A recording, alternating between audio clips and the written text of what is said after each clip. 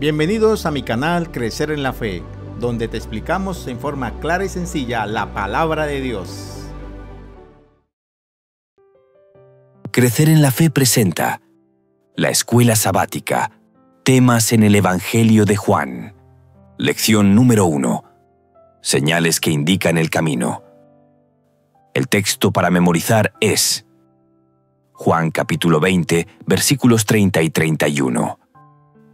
También hizo Jesús muchas otras señales en presencia de sus discípulos que no están escritas en este libro. Pero estas fueron escritas para que ustedes crean que Jesús es el Cristo, el Hijo de Dios, y para que, creyendo, tengan vida por medio de él.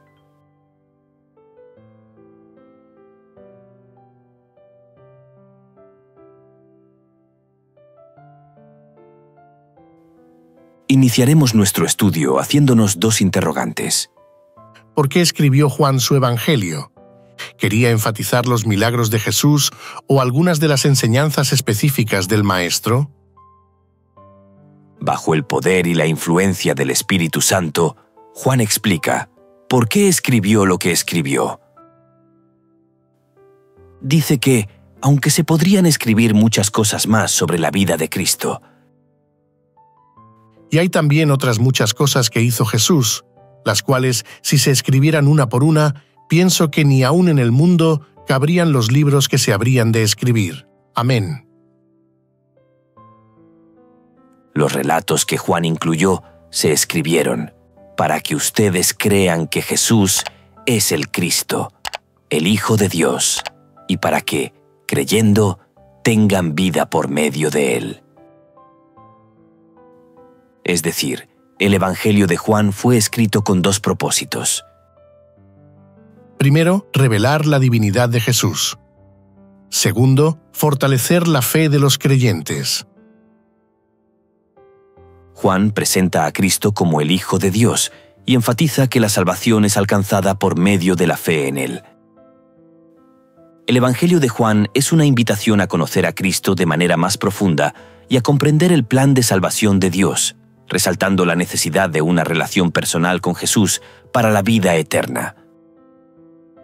Es de destacar que Juan escribió en un contexto en el que había muchas ideas erróneas sobre la naturaleza de Cristo, por lo que su testimonio personal buscaba corregir esas enseñanzas equivocadas y reafirmar la verdad del Evangelio.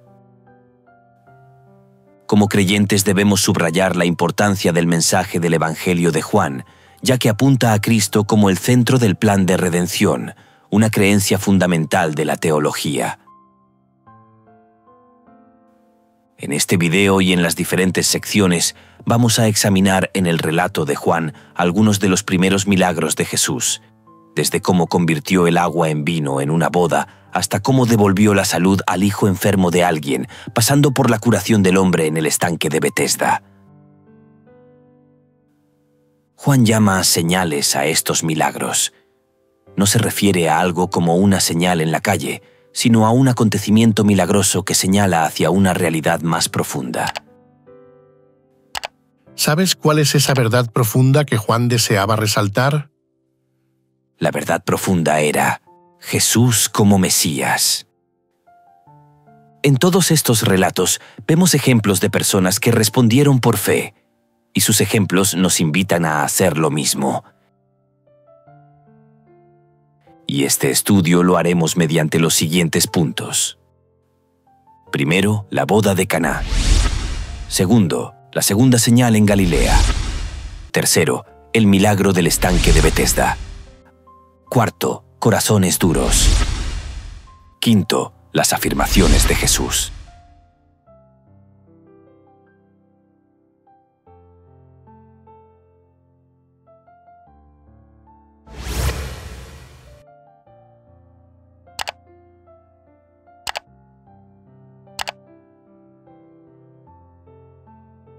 La boda de Caná. Juan capítulo 2, versículo 3. Y faltando el vino, la madre de Jesús le dijo, «No tienen vino».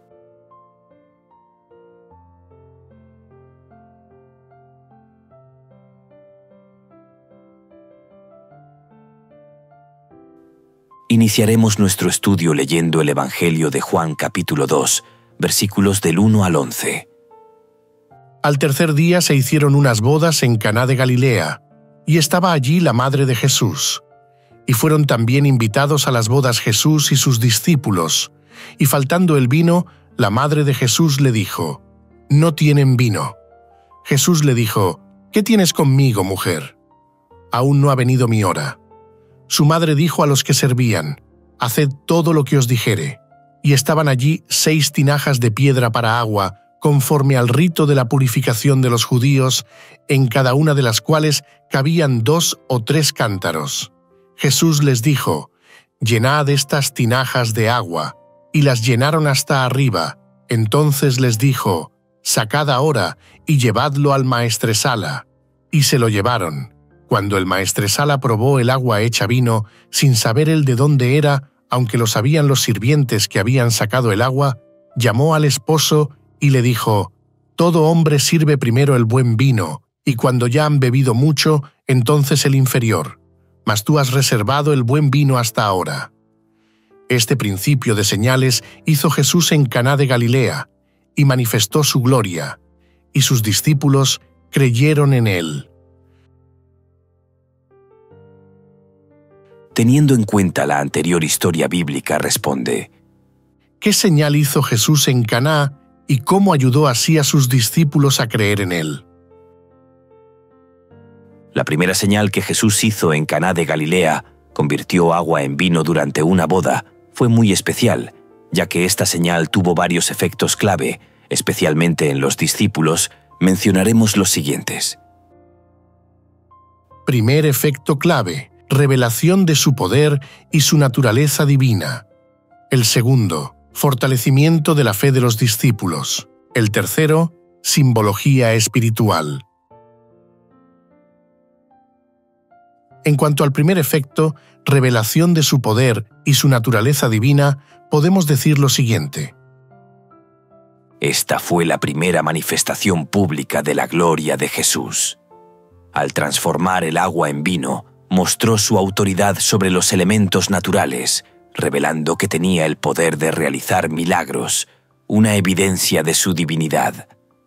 Juan dice que Jesús manifestó su gloria.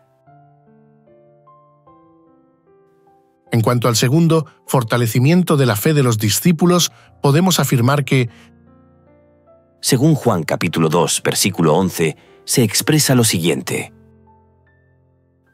Este principio de señales hizo Jesús en Caná de Galilea y manifestó su gloria, y sus discípulos creyeron en él. Al presenciar este milagro, los discípulos comenzaron a creer más profundamente en que Jesús era el Mesías y el Hijo de Dios. La señal sirvió para cimentar su confianza en Jesús como el Salvador prometido. Ver a Jesús realizar el milagro de convertir el agua en vino fue una evidencia favorable a la decisión de los discípulos de seguirlo. ¿Cómo no habría de ser esa una poderosa demostración de que él procedía en verdad de Dios? Probablemente no estaban hasta entonces preparados para entender quién era él realmente. En cuanto al tercer efecto, simbología espiritual, podemos concluir que, desde una perspectiva teológica, muchos ven en este milagro una señal simbólica del nuevo pacto que Jesús vino a establecer. El agua representa las antiguas costumbres rituales judías, mientras que el vino simboliza la gracia y abundancia del nuevo pacto que Cristo vino a inaugurar. Esto profundizó la comprensión de los discípulos sobre la misión de Jesús. Moisés era el líder de los israelitas y sacó a Israel de Egipto mediante muchas señales y milagros. Jehová hizo señales y milagros grandes y terribles en Egipto sobre Faraón y sobre toda su casa delante de nuestros ojos. Fue a él a quien Dios utilizó para liberar a Israel de los egipcios. Fue, en cierto sentido, su Salvador. Dios profetizó a través de Moisés que vendría un profeta que sería como Moisés. Dios pidió a Israel que lo escuchara. Mientras él aún hablaba, una nube de luz los cubrió, y he aquí una voz desde la nube que decía: «Este es mi Hijo amado, en quien tengo complacencia, a él oíd». Este Moisés es el que dijo a los hijos de Israel: «Profeta os levantará el Señor vuestro Dios de entre vuestros hermanos, como a mí, a él oiréis». Ese profeta al que se refiere Moisés era Jesús, y en Juan capítulo 2, Jesús realizó su primera señal, que a su vez se remontaba a la liberación de los hijos de Israel de Egipto. El río Nilo era un recurso clave y una deidad para los egipcios. Una de las plagas iba dirigida al río. Sus aguas se convirtieron en sangre. En Caná Jesús realizó un milagro similar, pero en lugar de convertir el agua en sangre, la convirtió en vino. Otro elemento que relaciona este milagro como un símbolo espiritual es que el agua procedía de 6 tinajas utilizadas para la purificación en los rituales judíos, lo que vincula aún más el milagro con los temas bíblicos de la salvación. Al relatar el incidente de la conversión del agua en vino y remitirse así al Éxodo, Juan señalaba a Jesús como nuestro libertador. ¿Qué pensó el encargado del banquete acerca del vino sin fermentar que le proporcionó Jesús? En efecto, lo sorprendió la calidad de la bebida, y puesto que ignoraba el milagro que Jesús había obrado, pensó que habían dejado lo mejor para el final. El término griego oinos se utiliza tanto para el zumo de uva fresco como para el fermentado. Elena de White afirma que el zumo resultante del milagro no era alcohólico. Del pasaje de las bodas en Caná, podemos extraer 3 lecciones espirituales clave para nosotros los creyentes actuales. Primero, confianza en el poder y la providencia de Jesús. Segundo, obediencia a la dirección divina. Tercero, Jesús trae abundancia y transforma lo ordinario en extraordinario.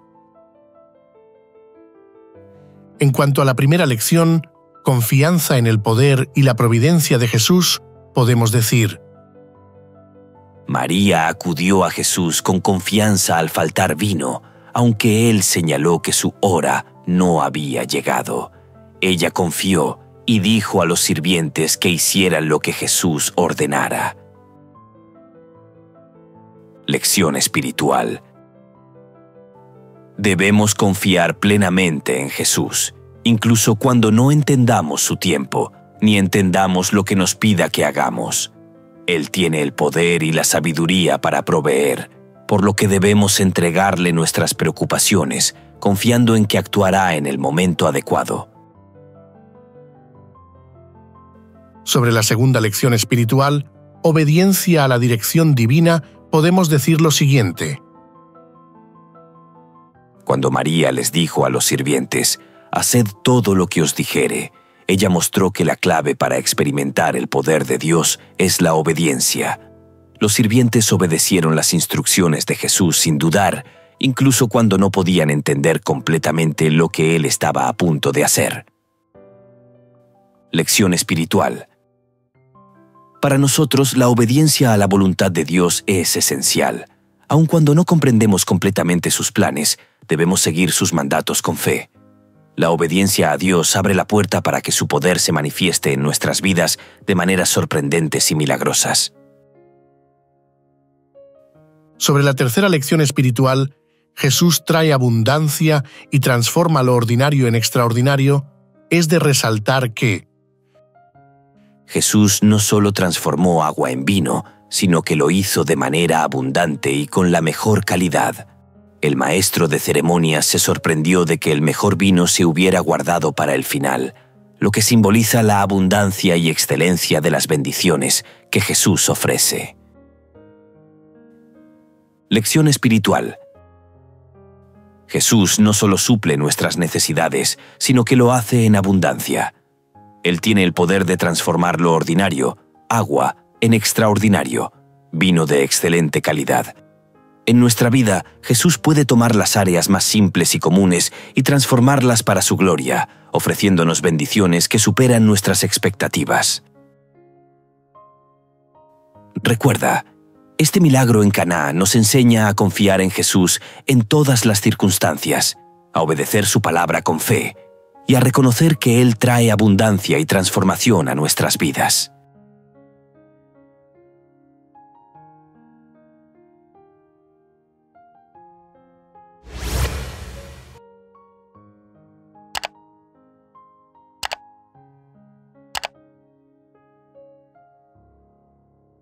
La segunda señal en Galilea. Jesús sana al hijo de un noble. Juan capítulo 4, versículo 50. Jesús le dijo: «Ve, tu hijo vive». Y el hombre creyó la palabra que Jesús le dijo, y se fue.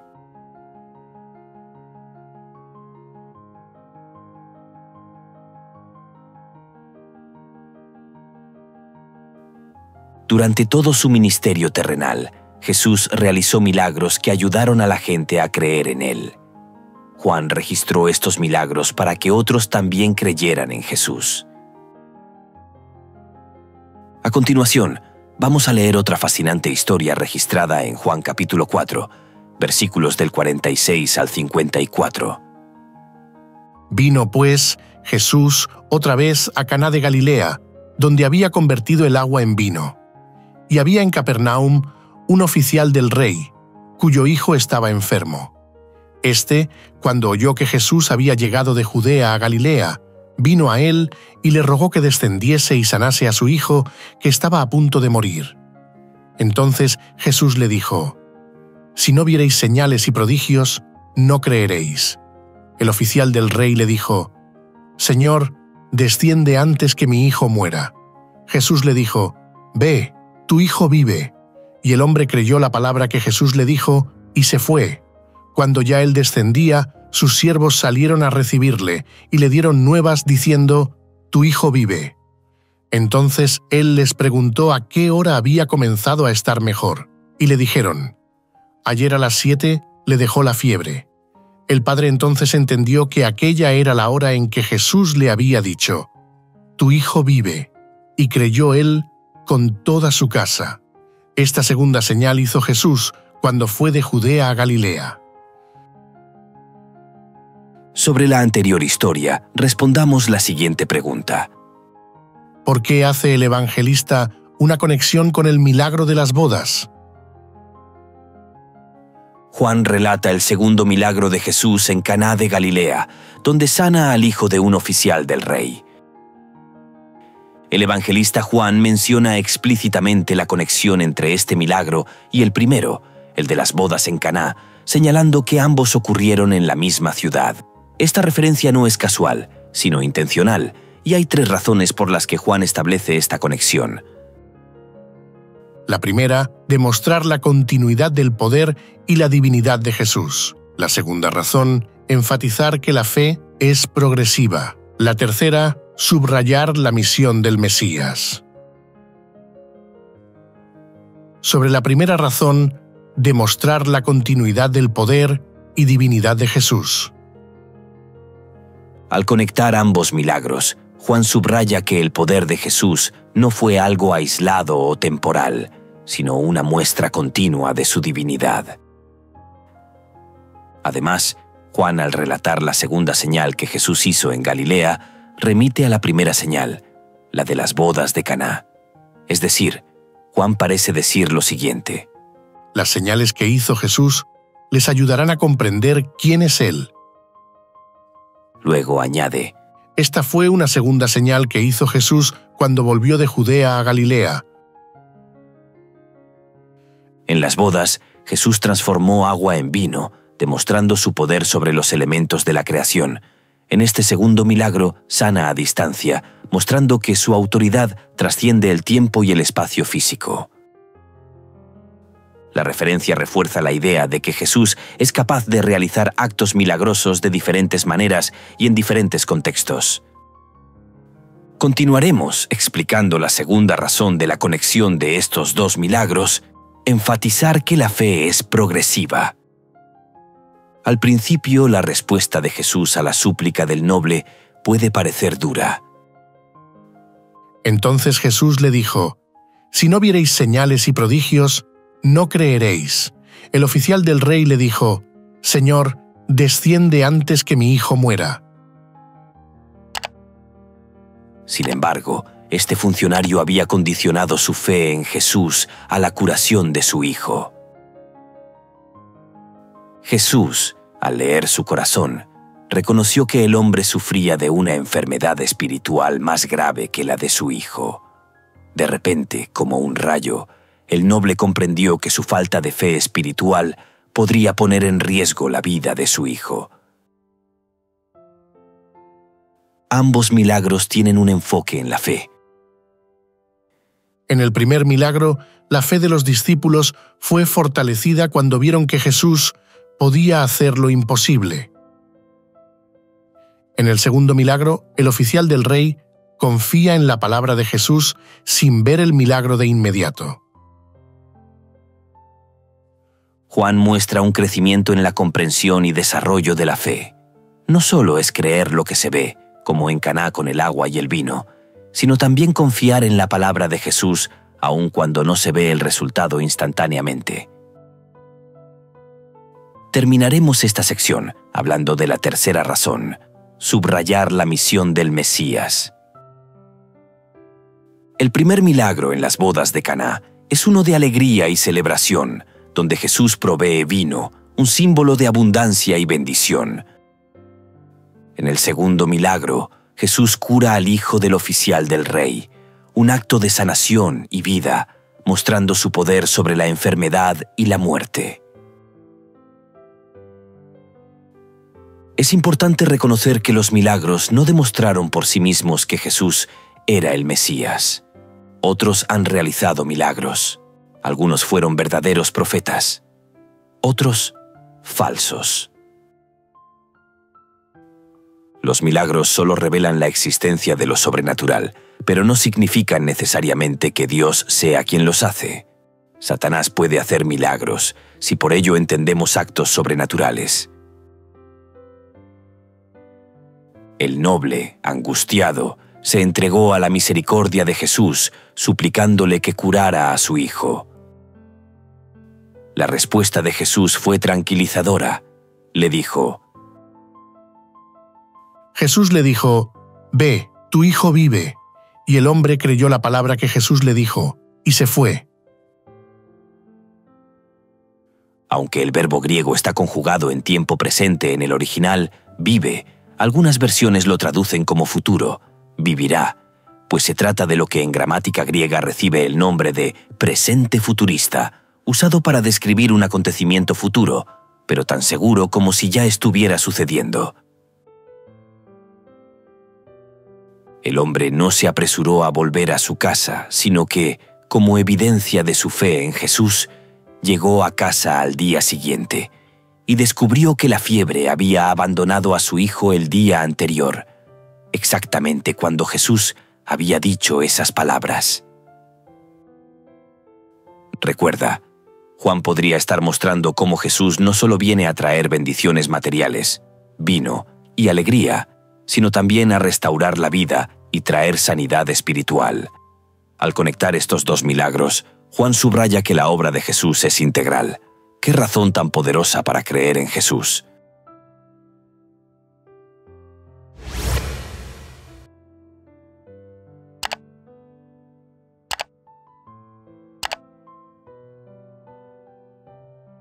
El milagro del estanque de Betesda. Juan capítulo 5, versículo 4. Porque un ángel descendía de tiempo en tiempo al estanque y agitaba el agua, y el que primero descendía al estanque después del movimiento del agua quedaba sano de cualquier enfermedad que tuviese.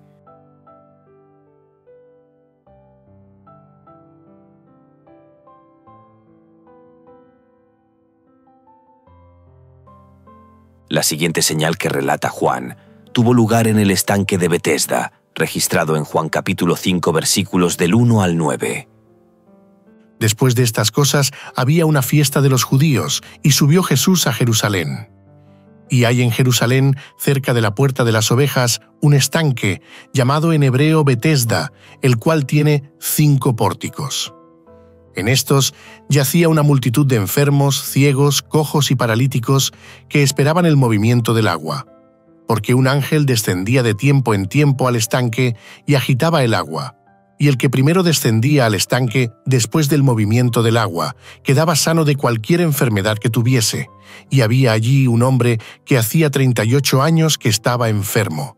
Cuando Jesús lo vio acostado y supo que llevaba ya mucho tiempo así, le dijo: «¿Quieres ser sano?» «Señor», le respondió el enfermo, «no tengo quien me meta en el estanque cuando se agita el agua, y entre tanto que yo voy, otro desciende antes que yo». Jesús le dijo: «Levántate, toma tu lecho y anda». Y al instante, aquel hombre fue sanado y tomó su lecho y anduvo. Y era día de reposo aquel día. Se creía que un ángel agitaba el agua y que el primer enfermo que entraba en ella quedaba curado. En consecuencia, los pórticos del estanque estaban abarrotados de personas que esperaban ser curadas en la siguiente ocasión. Jesús fue a Jerusalén y al pasar junto al estanque vio a la multitud que esperaba. ¡Qué espectáculo! Toda esa gente, algunos seguramente muy enfermos, esperaban una curación, que seguramente no ocurriría. ¡Qué oportunidad para Jesús! Después de haber leído el anterior relato y teniendo en cuenta que todos los que estaban junto al estanque querían sin duda recuperar la salud, surge la siguiente pregunta. ¿Por qué preguntó Jesús al paralítico si quería ser curado? Vemos que Jesús se encuentra con un hombre paralítico que había estado enfermo por 38 años y le pregunta: ¿quieres ser sano? Aunque puede parecer obvio que el hombre quisiera ser curado, la pregunta de Jesús tiene un significado más profundo. Veamos 3 razones por las que Jesús pudo haber hecho esta pregunta. Primero, invitar al paralítico a reflexionar sobre su situación y deseo. Segundo, resaltar la necesidad de fe y voluntad personal. Tercero, confrontar posibles excusas o dependencias. Sobre la primera razón, invitar al paralítico a reflexionar sobre su situación y deseo, podemos afirmar lo siguiente. Aunque el hombre estaba junto a la piscina esperando ser sanado, su enfermedad había durado tanto tiempo que tal vez había perdido la esperanza o se había resignado a su condición. Jesús lo invita a considerar si realmente desea una transformación en su vida, ya que la sanación implicaría también un cambio en su responsabilidad y estilo de vida. El hombre debía querer genuinamente esa sanación y todo lo que conllevaría. En cuanto a la segunda razón, resaltar la necesidad de fe y voluntad personal, podemos decir: Jesús no solo curaba físicamente, sino que buscaba una respuesta de fe en las personas. Al preguntarle si quería ser sano, le daba al paralítico la oportunidad de expresar su deseo y fe en el poder de Jesús para sanarlo, reconociendo que su sanidad dependía de algo más allá de sus esfuerzos o de las creencias populares sobre la piscina. Sobre la tercera razón que Jesús tuvo para haber hecho esa pregunta, ¿quieres ser sano?, era para confrontar posibles excusas o dependencias. El paralítico menciona que no tiene a nadie que lo ayude a llegar al agua cuando se agita, lo cual refleja una dependencia en un método o circunstancia externa. Al preguntarle si quería ser sanado, Jesús lo confronta con la necesidad de dejar de depender de esas soluciones y de poner su confianza en algo más grande, en este caso, el poder de Jesús. Cuando alguien ha estado enfermo durante mucho tiempo, la enfermedad se convierte en la norma, y por extraño que parezca, a veces puede resultar un poco inquietante dejar atrás la discapacidad. El hombre da a entender en su respuesta que quiere curarse. El problema es que está buscándola en el lugar y método equivocado, mientras aquel que hizo las piernas del hombre está de pie justo delante de él. El hombre no sabía quién le estaba hablando, aunque después de la curación comenzó sin duda a comprender que Jesús era, de hecho, alguien muy especial.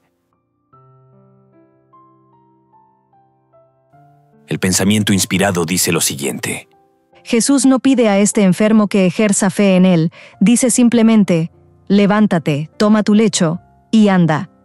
Pero la fe del hombre se aferra a esa palabra. En cada nervio y músculo pulsa una nueva vida y se transmite a sus miembros inválidos una actividad sana. Sin la menor duda, dedica su voluntad a obedecer a la orden de Cristo y todos sus músculos le responden. De un salto se pone de pie y encuentra que es un hombre activo. Jesús no le había dado seguridad alguna de ayuda divina. El hombre podría haberse detenido a dudar y haber perdido su única oportunidad de sanar, pero creyó la palabra de Cristo y al obrar de acuerdo con ella, recibió fuerza. Recuerda, la pregunta de Jesús no solo buscaba una respuesta directa, sino que invitaba al hombre a reflexionar sobre su verdadero deseo de ser sanado, a activar su fe y a superar cualquier resignación o dependencia en medios humanos. Con esto, Jesús mostraba que la sanación física iba acompañada de la sanación espiritual y de un llamado a la fe y a un cambio de vida.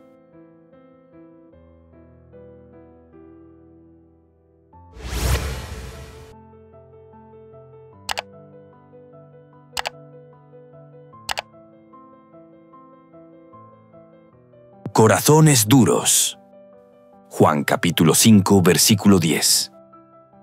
Entonces los judíos dijeron a aquel que había sido sanado: «Es día de reposo, no te es lícito llevar tu lecho».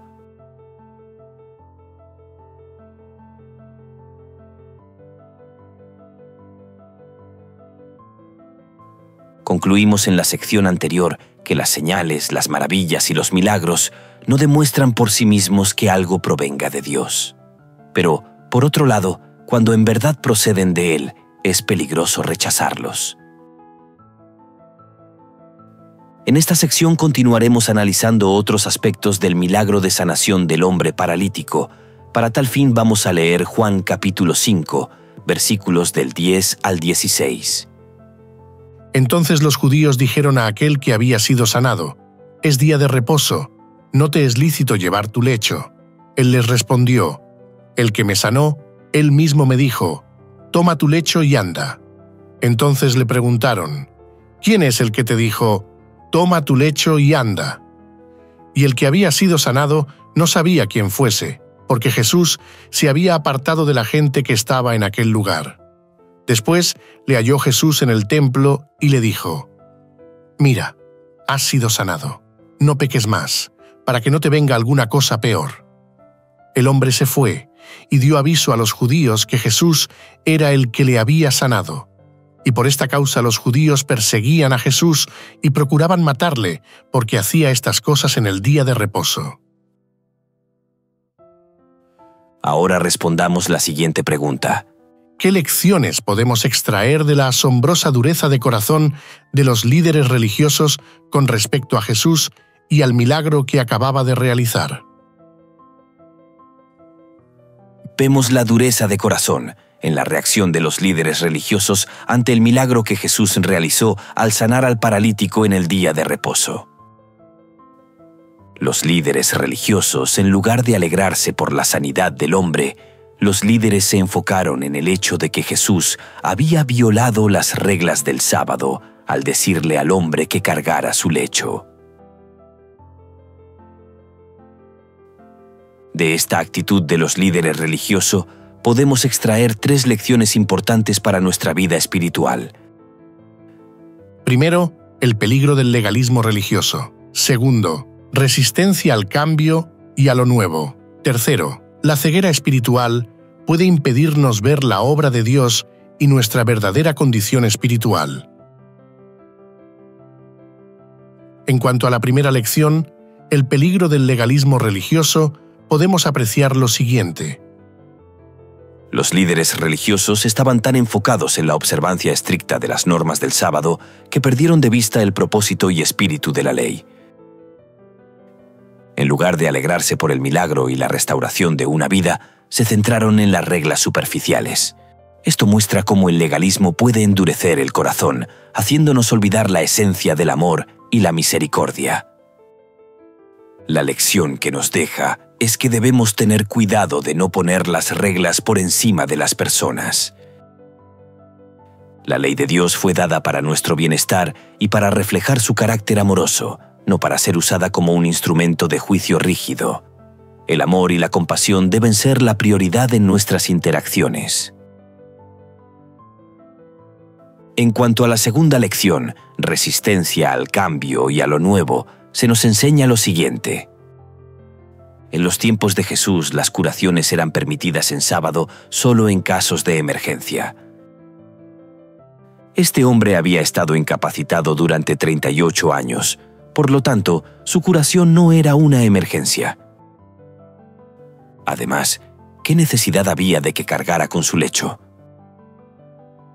Alguien con el poder de Dios para realizar tal milagro también sabía sin duda que no estaba permitido cargar una estera en el día de reposo. Claramente, Jesús estaba tratando de llevarlos a verdades bíblicas más profundas, más allá de las reglas y las regulaciones humanas que, en algunos casos, habían sofocado la verdadera fe. Los líderes religiosos no solo rechazaron a Jesús por sanar en sábado, sino que también se negaron a aceptar quién era Él. Jesús estaba revelando una nueva comprensión del propósito del sábado, pero su mente estaba cerrada a cualquier enseñanza que desafiara sus tradiciones. Esto los llevó a una creciente hostilidad hacia Jesús, incluso planeando perseguirlo y matarlo. ¿Qué aplicación espiritual podemos sacar? No debemos resistirnos al cambio ni a la obra transformadora del Espíritu Santo. A menudo, las personas pueden resistirse a los cambios, a aceptar nuevas creencias o a nuevas formas de entender y vivir la verdad, especialmente cuando desafían sus tradiciones preestablecidas. Como creyentes, debemos estar abiertos a cómo Dios obra y estar dispuestos a aprender, incluso si eso significa cambiar nuestra perspectiva. En cuanto a la última lección, la ceguera espiritual puede impedirnos ver la obra de Dios y nuestra verdadera condición espiritual. Aquí se resalta lo siguiente. Cuando Jesús se reveló al hombre que había sido sanado, éste dijo inmediatamente a los líderes religiosos que había sido Jesús. Sin duda, esa era una ocasión para alabar a Dios, pero en lugar de ello, los líderes perseguían a Jesús y procuraban matarlo porque hacía estas cosas en sábado. Los líderes religiosos no pudieron reconocer que el milagro de Jesús era una manifestación del poder de Dios. Su celo por las tradiciones y su desconfianza en Jesús los hizo ciegos a la obra milagrosa que estaba ocurriendo frente a ellos. Estaban más preocupados por la violación del sábado que por la gloriosa evidencia de la presencia de Dios en la sanación del paralítico. La lección espiritual que nos deja es que la ceguera espiritual puede impedirnos ver cómo Dios está obrando en nuestras vidas, en la vida de la Iglesia y en el mundo. Podemos estar tan atrapados en nuestros propios prejuicios, costumbres, tradiciones o interpretaciones que no percibimos la presencia, ni el poder de Dios, ni nuestra verdadera condición espiritual. Debemos pedir a Dios que nos dé ojos para ver y corazones para reconocer su obra en todos los aspectos de la vida. Porque tú dices, yo soy rico y me he enriquecido y de ninguna cosa tengo necesidad, y no sabes que tú eres un desventurado, miserable, pobre, ciego y desnudo. Por tanto, yo te aconsejo que de mí compres oro refinado en fuego, para que seas rico, y vestiduras blancas para vestirte, y que no se descubra la vergüenza de tu desnudez, y unge tus ojos con colirio para que veas. ¿Por qué razón podían estar tan ciegos estos líderes religiosos? La respuesta más probable es que ello se debía a sus corazones corruptos, a su falsa creencia de que el Mesías los libraría de Roma y a su amor al poder y la falta de consagración a Dios. Todo esto contribuyó a que rechazaran la verdad que tenían delante. ¿Crees que como pueblo remanente podemos llegar a repetir esta triste historia de los líderes religiosos?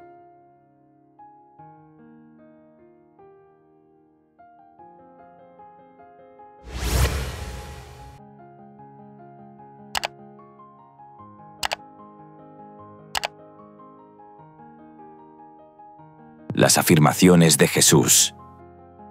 Juan capítulo 5, versículo 18. Por esto los judíos aún más procuraban matarle, porque no solo quebrantaba el día de reposo, sino que también decía que Dios era su propio Padre, haciéndose igual a Dios.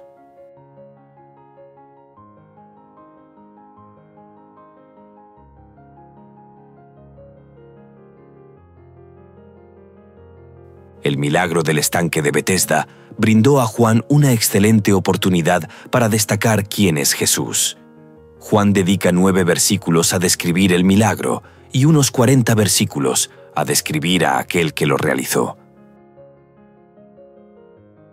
Terminaremos nuestro estudio analizando otro aspecto relacionado con el milagro de sanación del paralítico. Para ello vamos a leer Juan capítulo 5, versículos del 16 al 18. Y por esta causa los judíos perseguían a Jesús y procuraban matarle, porque hacía estas cosas en el día de reposo. Y Jesús les respondió: Mi Padre hasta ahora trabaja, y yo trabajo. Por esto los judíos aún más procuraban matarle, porque no solo quebrantaba el día de reposo, sino que también decía que Dios era su propio Padre, haciéndose igual a Dios. Teniendo en cuenta el anterior relato bíblico, respondamos la siguiente pregunta.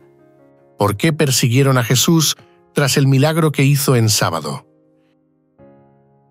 En Juan capítulo 5, versículos del 16 al 18, se nos dice que los líderes judíos comenzaron a perseguir a Jesús después de que sanó al paralítico en sábado. Las razones principales de esta persecución son 2. Primero, por la violación del sábado. Segundo, Jesús se igualaba con Dios. Sobre la violación del sábado podemos resaltar que el motivo inicial de la persecución fue que Jesús había sanado en sábado, lo que ellos consideraban una violación de la ley. Según la interpretación estricta de los líderes religiosos, realizar cualquier tipo de trabajo en sábado, incluido sanar a alguien, iba en contra de las normas del descanso sabático. A pesar de que el milagro trajo sanidad y alivio, los líderes religiosos veían esto como una ofensa porque Jesús aparentemente rompía la santidad del sábado. Para los líderes judíos, el sábado era sagrado y su observancia estaba regulada por leyes detalladas. Los líderes religiosos judíos, especialmente los fariseos, habían creado 39 categorías principales de trabajo prohibido en sábado, conocidas como melajot, para regular la observancia de este día. Ellos creían que las acciones de Jesús estaban socavando su autoridad y la tradición religiosa que protegía la observancia del sábado. Sobre la segunda razón por la cual lo perseguían, Jesús se igualaba con Dios, podemos observar lo siguiente. La tensión aumentó cuando Jesús respondió a las acusaciones diciendo: Mi Padre hasta ahora trabaja, y yo trabajo. Esto enfureció aún más a los líderes, porque entendieron que Jesús se estaba igualando a Dios al llamar a Dios su Padre y justificar su obra incluso en sábado. Por esto los judíos aún más procuraban matarle, porque no solo quebrantaba el día de reposo, sino que también decía que Dios era su propio Padre, haciéndose igual a Dios. Aquí hay una razón teológica, veámosla. En Juan capítulo 5, versículo 18, puede resultar inquietante porque parece decir que Jesús estaba quebrantando el sábado. Sin embargo, una mirada más atenta a Juan capítulo 5, versículos del 16 al 18, muestra que Jesús argumenta que su trabajo en sábado está en consonancia con su relación con su Padre. Dios no deja de sostener el universo en sábado. En consecuencia, la actividad de Jesús en sábado formaba parte de su aseveración de que Él era Dios. Al decir que Dios siempre está obrando, incluso en sábado, Jesús indicaba que su obra redentora y sanadora también era legítima en cualquier día. Al referirse a Dios como su Padre de manera especial, Jesús se colocaba en una relación única con Él, lo que los líderes religiosos entendieron como una afirmación de divinidad.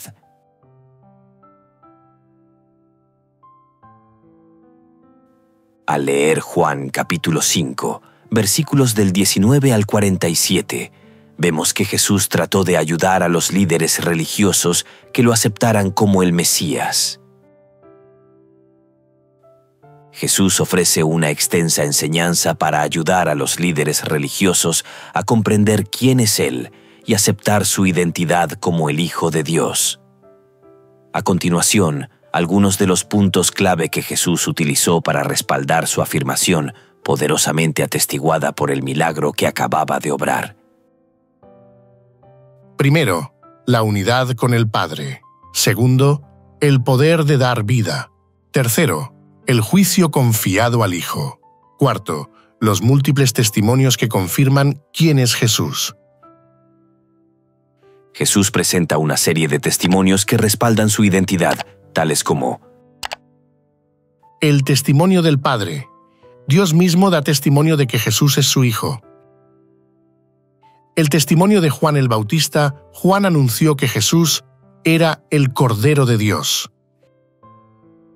El testimonio de sus obras, los milagros, como el de la sanación del paralítico, son prueba de su identidad. El testimonio de las Escrituras. Jesús afirmó que las Escrituras, las mismas que los líderes estudiaban, daban testimonio de Él. Escudriñad las Escrituras, ellas son las que dan testimonio de mí. Quinto, la falta de fe en Moisés y en las Escrituras.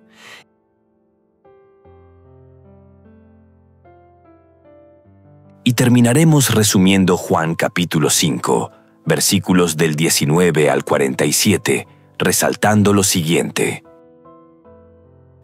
Jesús defiende sus acciones en 3 pasos. En primer lugar, explica su íntima relación con el Padre. Indica que Él y su Padre actúan en armonía, hasta el punto de que Jesús tiene el poder tanto de juzgar como de resucitar a los muertos. Visite nuestra web, crecerenlafe.com, y apoye este ministerio adquiriendo el curso de Teología para Laicos, Dios el Padre. Muchas gracias. En segundo lugar, Jesús llama a 4 testigos en rápida sucesión para que corroboren su afirmación. Juan el Bautista, los milagros que hace Jesús, el Padre y las Escrituras. Cada uno de estos testigos da testimonio en favor de Jesús.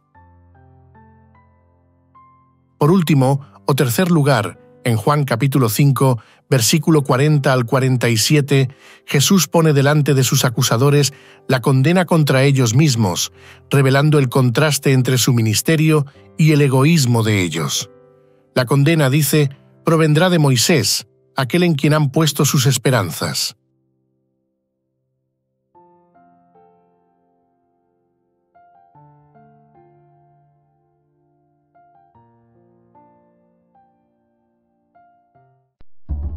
Crecer en la Fe les invita y les motiva a seguir estudiando las Sagradas Escrituras a través de este material. Y recuerde suscribirte a nuestro canal, comentar, compartir, activar la campanita y darle like. Esto será de gran ayuda para el crecimiento de nuestro ministerio y así poder llegar a muchas personas más. Muchas gracias por tu apoyo. Dios te bendiga.